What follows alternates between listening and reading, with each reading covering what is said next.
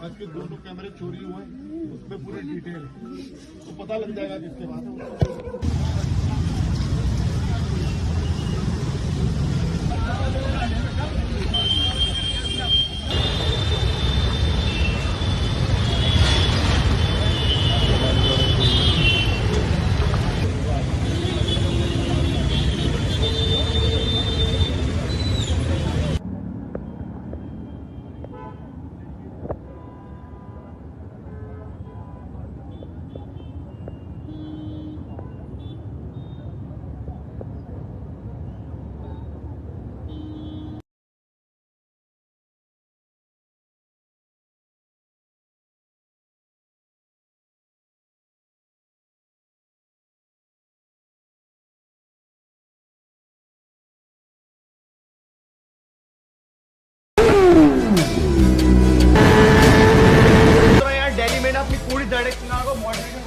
चलो चलो चलो चलो रेस करते हैं, रेस रेस रेस, चलो चलो चलो चलो चलो चलो चलो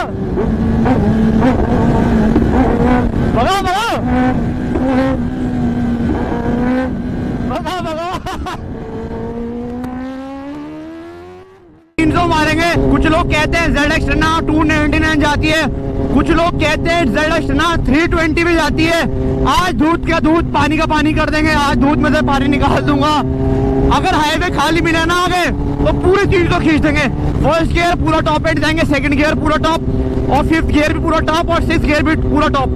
सारे गियर के टॉप एंड चेक कर लेंगे। आज रैप्टर के घोड़े खोल ही लेंगे।